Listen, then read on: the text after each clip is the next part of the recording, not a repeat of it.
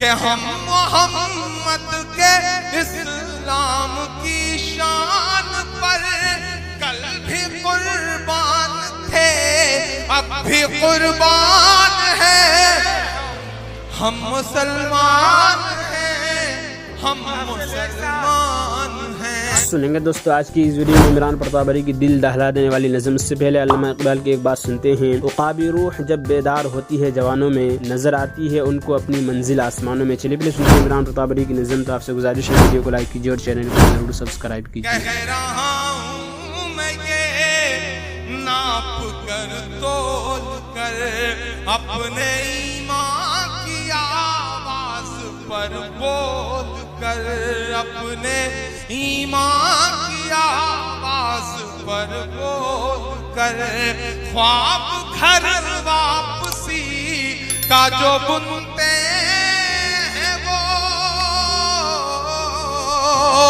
خواب گھر واپسی کا جو بنتے ہیں وہ، میری دھڑکن سنے کان کو کھول کر، میری دھڑکن سنے کان کو کھول کر، ہم محمد کے اسلام کی شان پر۔ دیکھتا ہوں کتنی محبت کرتے ہیں آپ اپنے آقا سے۔ میں پڑھتا ہوں یہ مصرے کہ ہم محمد کے اسلام کی شان پر کل بھی قربان تھے، اب بھی قربان ہیں، ہم مسلمان ہیں، ہم مسلمان ہیں، ہم مسلمان ہیں، ہم مسلمان ہیں۔ میرے بھارت تیری، میرے بھارت تیری آن ہے، شان ہے، ہم تیری سرحدوں کے نگہبان ہیں، ہم مسلمان ہیں، ہم مسلمان ہیں، ہم مسلمان ہیں، ہم مسلمان ہیں۔ پہلا بند پڑھتا ہوں اس کا کہ ہم تو فارس عرب سے بھی آئے نہیں۔ مجھے یاد ہے جب میں نے بچپن میں آنکھیں کھولی تھی، گھٹنوں کے بل چلتا تھا میں عبید بھائی، تو میرے پڑوس میں بھگوتی مشرا چاچا ہوتے تھے، میرے پڑوس میں سیتا رام جی ہوتے تھے۔ کبھی کبھی میں سڑک پار کرتے ہوئے جب میرے پیر لڑکھڑاتے تھے تو میری انگلی پکڑ کے مجھے سڑک پار کرواتے تھے۔ ہم نے ایسے معاشرے میں آنکھیں کھولی ہیں۔ یہ کون لوگ ہیں جو ٹکٹ لے کر کے گھوم رہے ہیں کہ پاکستان چلے جائیے؟ اب کی جو فیصلہ ہوگا وہ یہیں پر ہوگا۔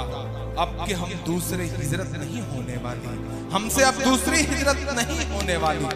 اب یہ جو لوگ ہیں جو کہتے ہیں صاحب کہ ہندوستان ہمارا ہے، آپ کا کیا ہے، میں ان سے چیخ کر کے کہتا ہوں کہ آپ بائی ڈیفالٹ ہندوستانی ہیں۔ گری راج صاحب آپ بائی ڈیفالٹ ہندوستانی ہیں، ہم بائی چوائس ہندوستانی ہیں۔ ہم نے چنا ہے ہندوستان کو، ہمارا حق دو گنا ہے اس ملک پر۔ ہم نے چنا ہے، ہم چاہتے تو پرکھوں کے ساتھ جو بٹوارے کے لوگ تھے ان کے ساتھ جا سکتے تھے، لیکن نہیں گئے۔ ہم نے اس مٹی میں اپنی سانسوں کو دفن کرنا قبول کیا، ہم گئے نہیں۔ ہمارا دو گنا حق ہے صاحب۔ میں مصرے پڑھتا ہوں کہ ہم تو فارس عرب سے بھی آئے نہیں، تیرے اپنے ہیں ہم تو پرائے نہیں، تیرے اپنے ہیں ہم تو پرائے نہیں۔ اس طرح سے ستم ہم پہ ڈھائے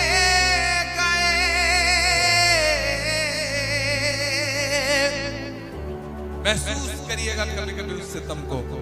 ہم چہرے سے مسلمان نہیں لگتے، ہم ٹرینوں کے فرسٹ کلاس میں سفر کرتے۔ دوستو عمران صاحب کی ویڈیو سننے کے بعد آپ اپنی رائے میں کیا کہنا چاہتے ہیں وہ نیچے کمنٹ باکس میں ضرور بتائیں گے۔ دوستو منتخبات اس کتاب سے کچھ حدیثیں سنتے ہیں۔ حضرت معاذ رضی اللہ عنہ فرماتے ہیں کہ ایک شخص نے رسول اللہ صلی اللہ علیہ وسلم سے پوچھا کون سے جہاد کا اجر سب سے زیادہ ہے؟ ارشاد فرمایا جس جہاد میں اللہ تعالیٰ کا ذکر سب سے زیادہ ہو۔